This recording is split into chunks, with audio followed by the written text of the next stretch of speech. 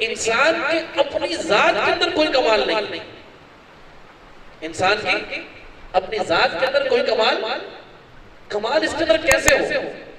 اس لیے کہ اس کا یہ جو وجود ہے انسان کا، توجہ ہے بھئی بات مضمون سمجھ میں آ رہا ہے کہ انسان کا یہ جو وجود ہے، یہ وجود جن چیزوں سے بنا، جن مراحل سے گزرا، ان میں سے کوئی چیز بھی ایسی نہیں ہے کہ جو خود خیر پر مبنی ہو۔ مثال کے طور پر انسان کس سے بنا ہے بھائی؟ مٹی سے بنا ہے۔ انسان کس سے بنا ہے؟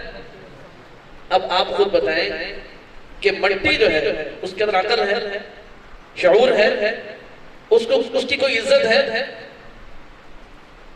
ہر آدمی اس کو اپنے پاؤں میں رونتا ہے، اور وہ بیچاری عزت تو کیا پانا، وہ کبھی احتجاج بھی نہیں کر سکتی کہ ایسا کیوں کر رہے ہو۔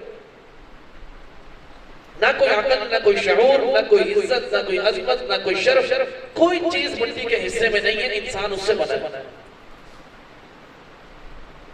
تو جب ایک انسان کا وجود ہی ایسی چیز سے بنا ہے جس میں کوئی کمال نہیں ہے، تو بے کمال چیز سے با کمال کیسے بن سکتا ہے؟ سمجھے؟ نہیں سمجھے سمجھے؟ با کمال سے بنتا تو با کمال ہوتا نا، بے کمال چیز سے بنا ہے تو با کمال کیسے ہو سکتا ہے؟ اور پھر اگلا کام دیکھیں کہ ماں باپ اس دنیا کے اندر خوراک کھاتے ہیں، اس خوراک کے نتیجے میں جہاں انسانی وجود کے اندر اور چیزیں پیدا ہوتی ہیں، وہیں انسانی حیات کا جو سبب ہے مادہ منویہ، وہ ماں باپ کے اندر پیدا ہوتا ہے، اور ماں باپ کے اختلاط سے وہ پانی جو ہے وہ مادر رحم میں جمع ہوتا ہے اور اسی سے انسان بنتا ہے۔ تو انسانی وجود کے جو چیز سبب بن رہی ہے وہ ایک ناپاک قطرہ ہے، کہ اگر وہ قطرہ دنیا میں انسانی وجود سے دنیا میں ظاہر ہو جائے تو انسان کے اوپر غسل فرض ہو جاتا ہے۔ شریعت یہ کہتی ہے کہ تم نجس ہو گئے ہو، ناپاک ہو گئے ہو، لہٰذا جو ہے وہ تمہیں غسل جنابت کرنا ہے۔ جس کپڑے کو لگ گیا وہ کپڑا ناپاک ہو گیا۔ اور پھر مادہ منویہ کے بعد جو اگلی صورت اس نے اختیار کی گئی ہے وہ خون کا قطرے میں تبدیل ہو گیا۔ اب خون کا قطرہ خود نجس کہ وہ اگر وضو سے نکل آئے، انسان کے جسم سے باہر آ جائے تو کہتے ہیں وضو ٹوٹ گیا۔ کسی کپڑے کو لگ جائے تو کپڑا ناپاک ہو گیا۔ اور اس کے بعد بھی جو چیزیں مادہ رحم میں اس کے اندر تبدیلی آتی ہے کہ پھر جو ہے یہ گوشت کا لوتھڑا بنا، پھر اس گوشت کے لوتھڑے کے اندر جو ہے وہ ہڈیاں چڑھ گئی، ہڈیاں پیدا ہوئی، اس کے اوپر گوشت چڑھ گیا۔ یہ ساری صورت جو بنتی ہے اس میں کوئی بھی چیز آپ کو با کمال نظر نہیں آتی۔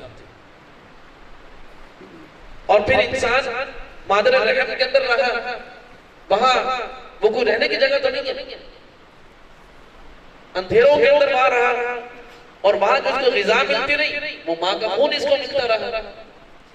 تو ساری صورتیں آپ یہ دیکھ لیں، پھر اس دنیا میں آنے کا جو اس کا طریقہ کار اللہ تعالیٰ نے بنایا ہے وہ بھی کوئی با کمال نہیں ہے۔ تو یہ سارے چیزوں کو سامنے رکھ کر ہمیں یہ نظر آتا ہے کہ انسان کے اندر کوئی چیز ایسی نہیں ہے کہ جس کی بنا پر ہم اس کو با کمال کہیں۔ لیکن انسان با کمال ہے، کیسے ہے کہ یہ با کمال بنتا ہے اس دنیا میں آنے کے بعد کمال والی چیزوں کے حاصل کرنے سے۔ اس دنیا میں کوئی انسان پیدا ہوتا تو وہ اس وقت با کمال نہیں ہوتا،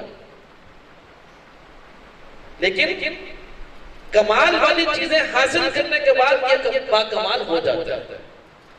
مثال کے طور پر انسان اس دنیا کے اندر پیدا ہوا تو وہ جاہل تھا۔ وہ کیا تھا؟ جاہل تھا کہ اسے کچھ نہیں پتا، کچھ بھی نہیں جانتا، الف با بھی نہیں جانتا۔ اس کو بتانا پڑتا ہے کہ بھئی جو سیدھا لکھا ہوا یہ الف ہے اور اسی الف کو جب لٹا کر لکھ دیا اور اس کے نیچے نقطہ لگا دیا تو یہ با بن گیا. اسی با کے اوپر 2 نقطے لگا دیے تا بن گیا, اسی کے اوپر 3 لگا دیے تو سا بن گیا. پتہ نہیں ہے اس کو. اب یہ علم حاصل کرے گا, اس علم کے ذریعے سے یہ با کمال بنے گا.